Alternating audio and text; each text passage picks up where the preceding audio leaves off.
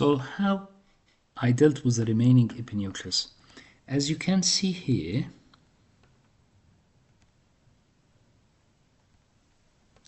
this is the epinucleus, and this makes sense. It's all in the superior part, which I can't twist the probe and reach this epinucleus at 12 o'clock. I'm using a trick. I'm using the BSS on Roycroft or hydration cannula, whatever, until my scrub prepares the IA, the coaxial. I use either coaxial or bimanual. I used coaxial in this video, and I use a BSS to do this trick. So just like hydration, I hydrate the epinucleus. I separate it. Can you see? It's all out of its attachment now. So that became very easy for me to go with the coaxial or bimanual and just take this epinucleus out.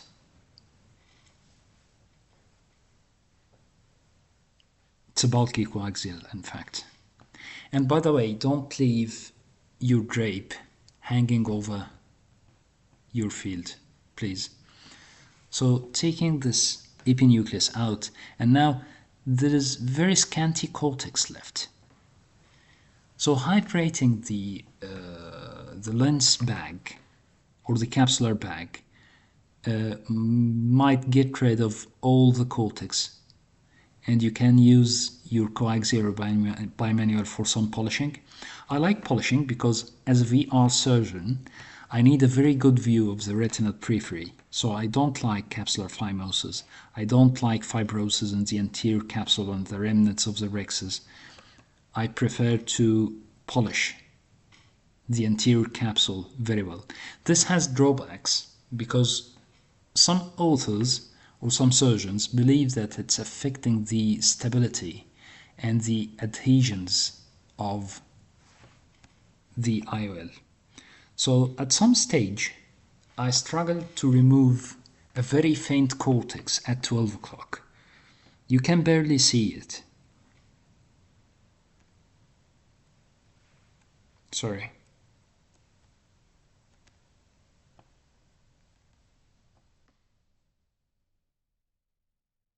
So what happened is I left it, and during OVD removal, viscoelastic removal, after IOL implantation, what happened? So I don't use a lens, a repositor to position the lens or dial the lens in place. I just use my coaxial or my bimanual if I'm using it. And you can see here how the rexus is narrow in this case.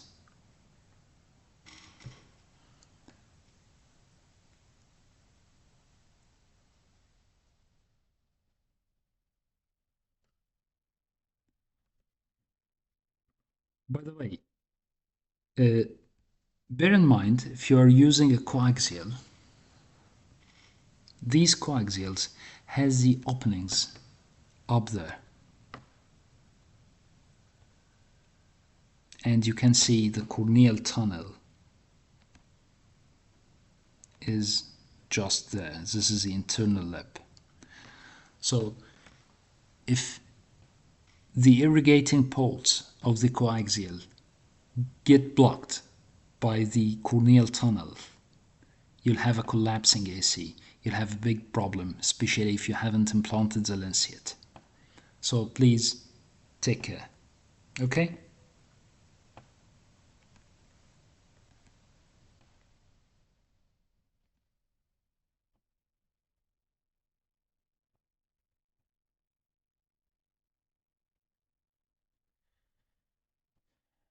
Now, I haven't removed the OVD from behind the lens, and I don't want to leave it there because this is an rexus, so I can be having capsular block syndrome.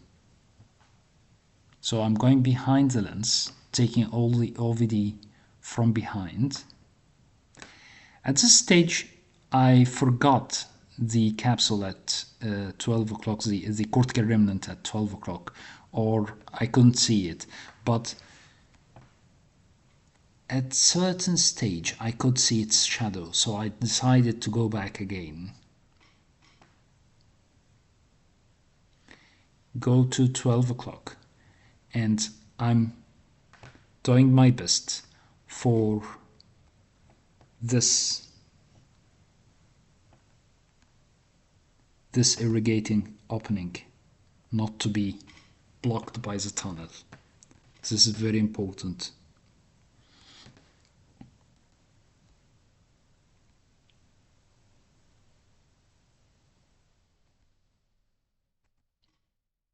Now I'm trying to take the cortex at 12 o'clock out. I'm trying to polish this posterior capsule superiorly because I noticed that the cortical remnant is very faint. But fortunately,